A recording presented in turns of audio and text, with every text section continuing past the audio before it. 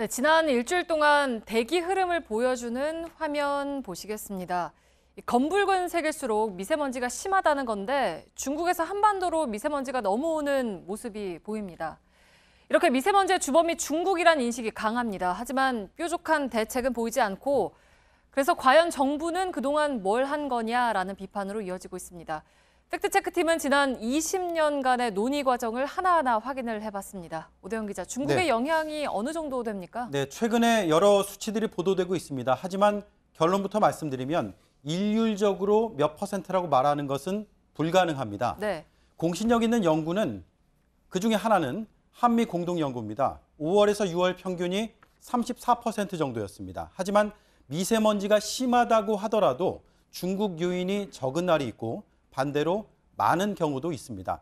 국내외 요인과 기후변화가 복합적으로 작용하기 때문에 어느 하나가 지배적으로 많다라고 말할 수는 없는 겁니다. 단 국외 요인으로만 보면 중국 비중이 큽니다. 한미 공동연구에 참여했던 전문가의 얘기입니다. 다 잘못된 겁니다. 중국이 세계 굴뚝인 건 사실이기 때문에 유출을 많이 하는 나라는 없죠, 사실은. 우리 국내적인 요인도 있거든요. 익생되는 이 기상의 효과, 그다음에 이제 그런 기상 변화를 일으키는 기후 변화 문제까지 이게 결부된 되게 복잡한 문제고. 네, 그러면 우리가 중국에 좀 의무적으로 줄여달라고 요구할 수는 없는 겁니까? 어떻습니까? 네, 쉽지가 않습니다. 우리가 중국과 구속력 있는 협정을 맺지 않았기 때문입니다. 네. 중국과 환경 문제를 의논하기 시작한 건 1993년, 그러니까 수교 직후입니다. 당시에 환경협력에 관한 협정을 맺었습니다. 대기오염 규제에 협력하고 매년 협의를 한다는 내용입니다. 올해 22번째 회의가 열렸습니다. 적극적인 대책에는 이르지 못했습니다. 2005년에는 황사 관측, 또 정보 공유를 위한 양해각서를 체결했습니다. 이 역시 서로 자료를 공유하는 수준에 그쳤습니다. 네, 그러니까 2000년대 중반까지는 두 나라가 황사에 초점을 맞춘 거군요. 네, 미세먼지로 논의가 확대가 된 건 2013년부터입니다. 네.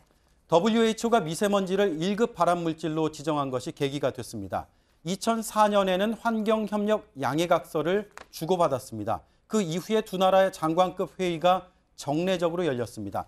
2015년 기후변화 협정도 있었습니다. 2016년까지 대기 문제와 관련해서 중국과 맺은 MOU는 17건입니다. 하지만 자료 공유 그리고 공동 연구 수준을 넘어서지 못했습니다. 네, 그러면 자료 공유 또는 공동 연구 이런 거는 좀 충분하게 이루어지고 있습니까? 그렇게 보기도 어렵습니다. 2016년 환경부의 용역 보고서를 보면 중국과의 협력을 위해 현지에 4개 기관이 파견이 돼 있는데 파견자 숫자가 기관마다 1명씩 총 4명뿐입니다. 현지 채용 인력도 저조합니다. 그리고 일부에서 보도해드렸듯이 공동연구 외에 공동사업도 이뤄지고 있는데 3년간 6건에 그쳤습니다. 중국의 협조가 부족하고 우리 정치권도 장기적인 관점에서 이 문제에 접근하지 못해왔다고 이 분야의 연구자는 말했습니다.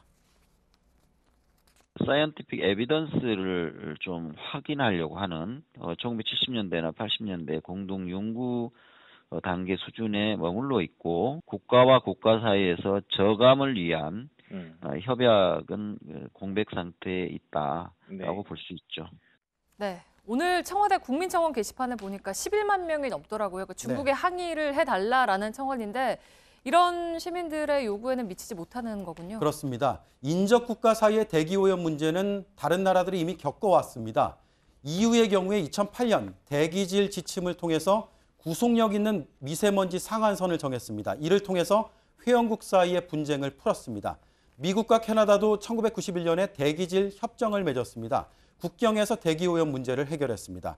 우리와 상황이 같진 않지만 두 나라가 의지만 있다면 충분히 해낼 수 있다는 점은 확인할 수가 있습니다. 네, 지금 정부에서는 한중 정상회담으로 풀겠다라고 공약을 한 상태인데 앞으로 어떻게 진행될지는 좀 지켜봐야겠군요. 팩트체크 오대영 기자였습니다.